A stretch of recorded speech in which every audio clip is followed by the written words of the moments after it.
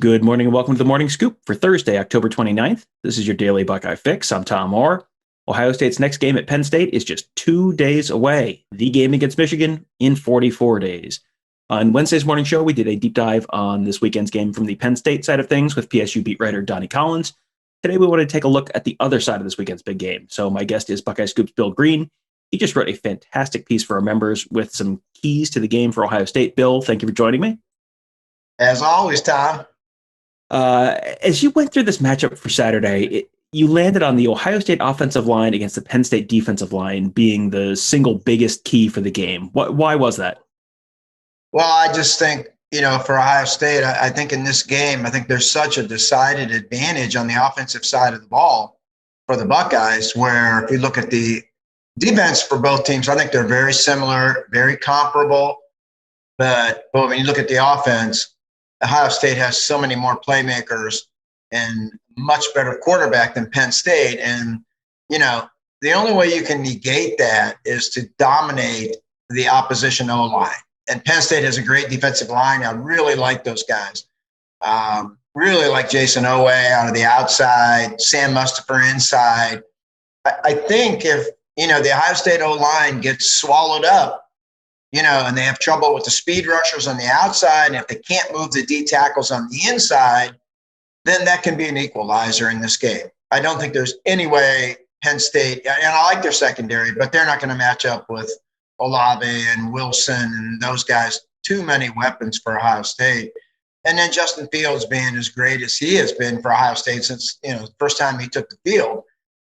Too much of an advantage in skill for Ohio State. So Penn State has to find a way, they got to win those battles along in the trenches. And if they can, cause problems for Ohio State, stop the run, stop the inside power run, and then create pressure coming from the outside, that can neutralize things. And all of a sudden, all your skill is not so good when your quarterback's laying on his back. So that's really Penn State's only hope in this game, I think, is to make it a street fight, low-scoring game. Try to keep this thing in the 20s for both teams. Keep it close going to the fourth quarter, and then try to win the fourth quarter. I think that's their only path to victory. I think it's a slim path for Penn State, but James Franklin has always been able to get his team to play well against Ohio State. Well, you mentioned Jason Owe, and he was someone that Ohio State was at after pretty hard in recruiting. And if you have the Larry Johnson seal of approval, that's probably a pretty good sign that you might be a pretty good defensive end. Another guy who Ohio State was after for quite a while before they had a weird situation involving College game day was Micah Parsons. He ended up opting out before the season. That was, I think everyone recognizes that was a pretty big deal. Lions also going to be missing Jesse Luketa for the first half. He's had a targeting call in the second half against Indiana, so he'll sit out the first half against Ohio State. How do you see Ohio State trying to take advantage of maybe a little bit of a shorthanded Penn State linebacker unit? Yeah, Parsons, to me, was the best defensive player in the conference, and I didn't think it was really close. And Jesse Luketa is good. He's a heck of a player. So, for Ohio State, it's just being able to run their offense. I don't think it's anything special that you have to do to try to take advantage of those linebackers. I think it's just Ohio State's O-line holding up well and just allowing Ryan Day to call anything in the playbook, especially those deep outs. I think Penn State's going to play zone. I think they're going to play 10, 15 yards off Olave and Wilson, very much the way Nebraska did last week. Keep everything in front, and Justin Fields can eat that alive. And the only thing that could stop him is if he's harassed and laying on his back, then, you got a problem then.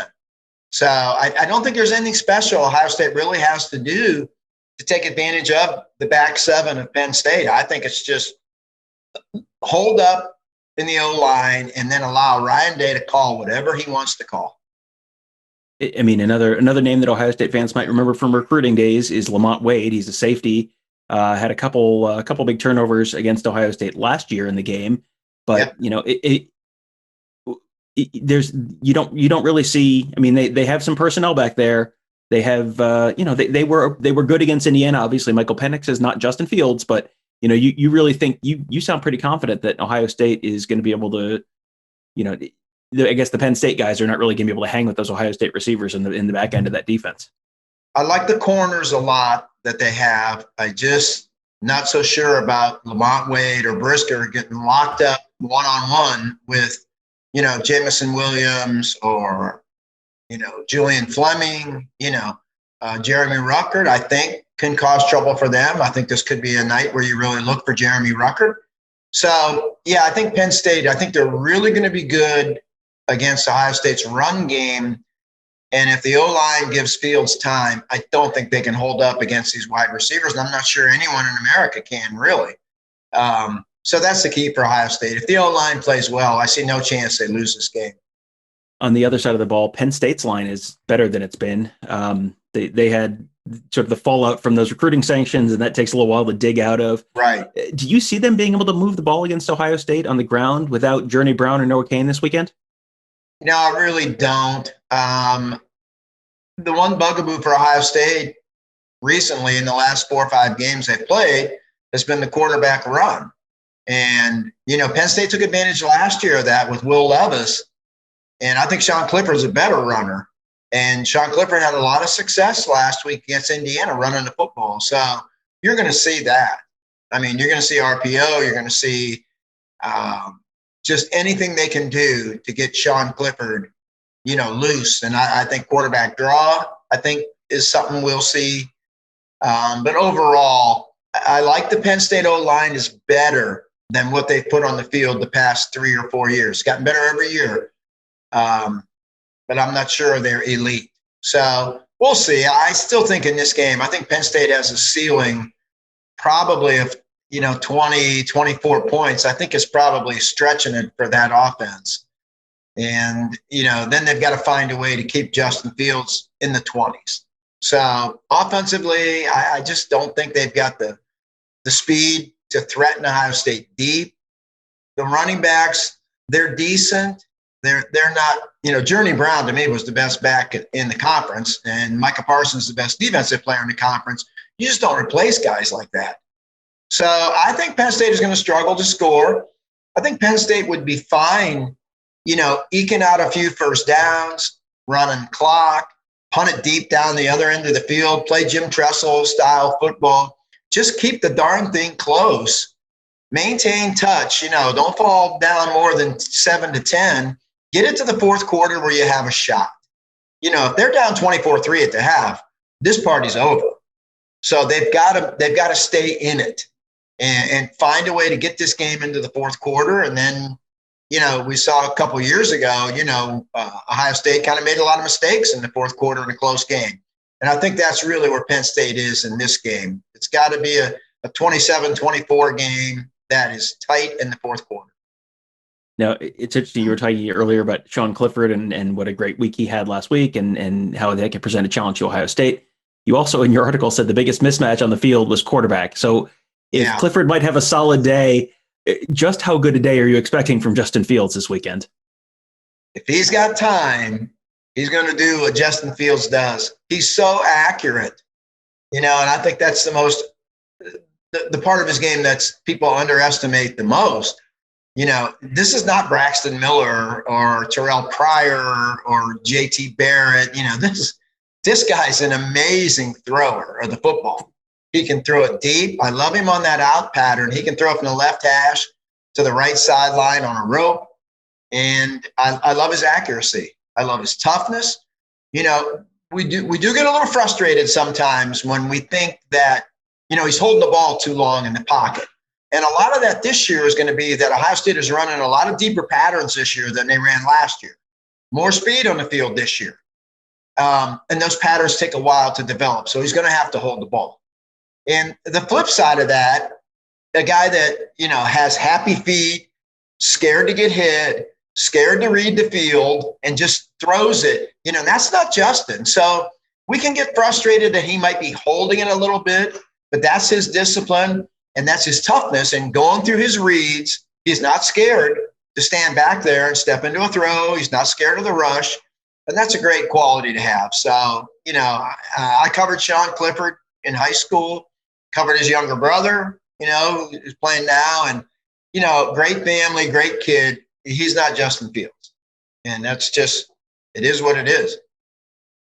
No, that should pretty much cover it from the game perspective. But before you let go, there have been some big names floating around in connection with the 2022 Ohio State recruiting class this week. If you are on Twitter, you have seen a lot of rumors. You've seen a lot of 2022 Ohio State commits hinting that something big might be coming pretty soon. Our insiders board has been buzzing all week about it, and our team of insiders has all been weighing in on, exactly what this means and what this doesn't mean. So what can you tell people who are wondering, like, what is going on right now with the 2022 class? Well, wide receiver Caleb Burton is being mentioned. I had him in my best guest list, about 10 days ago. And I think Hartline has got that position perfectly there. And I felt that for a while. And then there's a couple new names popping up. Damani Jackson, the superstar, defensive back out of California. I don't really have a lot of info on that, but boy, everything that the vibes I'm getting is that the Ohio State commits from 2022 sure feel like they've got a connection with him. And, when it's Kerry Combs as the lead recruiter, you never sell him short, so good combination there. Recruits feeling good about it. And then it's Kerry Combs backing it up. So that makes me feel good. There's a lot of scuttlebutt about Quinn Ewers, the quarterback, not being at all happy with what he's seeing at Texas right now. And I wouldn't blame him either. So I do think there's something going on there too. And I think it's something worth watching, that I could see a decommitment coming from that kid. I could see him opening things up. And, when that happens, then Ohio State is in the forefront. As I've said for the past, 2-3 years now, the offense Ohio State's running now is so radically different than what people saw with JT Barrett, Braxton Miller. I mean, this offense is so pass friendly. It's so it gets you NFL ready. They can go anywhere in America and recruit anyone right now. They're not recruiting Tristan Wallace anymore and guys like that. Those days are gone. They are after now the top quarterbacks in America. And Ryan Day can go in any living room in America and tell them about Dwayne Haskins and tell them about Justin Fields. So I think there's some smoke there with the quarterback out of Texas, and I would keep an eye on that one closely going forward. I would not be surprised to see a decommitment out of him in the next couple weeks, month or so. Would not shock me at all. And just to give people a little sense of perspective on who we're talking about, if you are not following the 2022 recruiting rankings particularly closely, in the 247 composite, Quinn Ewers, number 2 player overall in the country, regardless of position. Damani Jackson, number 3 overall, regardless of position. Caleb Burton, number 10 overall, regardless of position. That's 3 top 10 players. They just did that last year with the 2020 class, right? Yeah, they did that last year. Yep. Or 2021. Yeah. So, yep. So boy, if they could do that again, I think they would probably take that right now if that was offered up to them. And never, we're talking about, like you said, Brian Hartline and Kerry Combs and Ryan Day. Those are 3 guys who have shown they can go out and talk to some kids and perhaps make Ohio State sound like a place that wouldn't be so bad to play your college football. So don't bite against any of those guys just yet. Before we let you go, Bill, there is today's Thursday. That means it is the legendary Bill Greene chat day. So let people know, members, what they can expect on the Ask the Insiders board today. Yeah, we usually get started in the morning, probably around 8:45 or 9 o'clock. We just throw it open for any questions you have, and as long as you're asking, I'm answering. And it usually ends up going 6, 7, 8 hours, and to me, it's the most fun part of my job. And I love it. I love interacting with our members. They ask the greatest questions that you can ever imagine.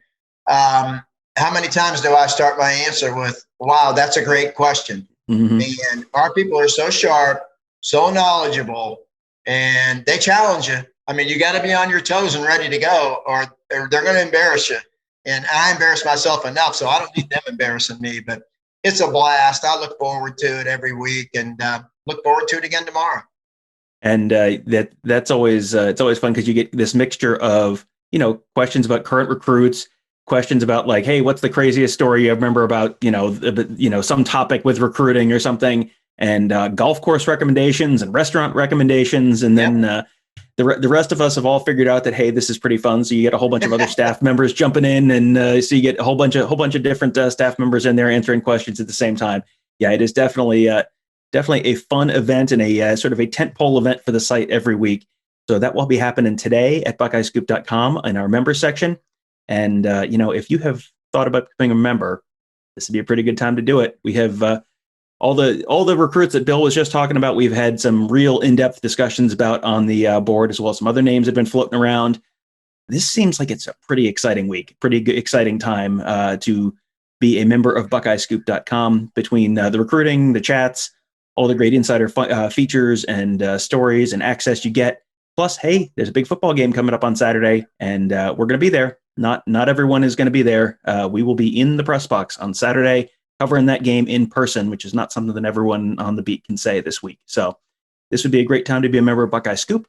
You can just sign up at BuckeyeScoop.com. It is the price of a lousy chain store pizza, minus the tip, minus the taxes, minus the delivery charge, just the lousy pizza, crust, cheese, some lousy sauce. You'd probably be better off spending that money on a Buckeye Scoop membership. Just go to BuckeyeScoop.com to sign up for that. Also, make sure you check out all of our great podcasts. They're on Apple Podcasts, Google Podcasts, SoundCloud, Spotify, all the wonderful places you find podcasts. Just search Buckeye Scoop to find all of those.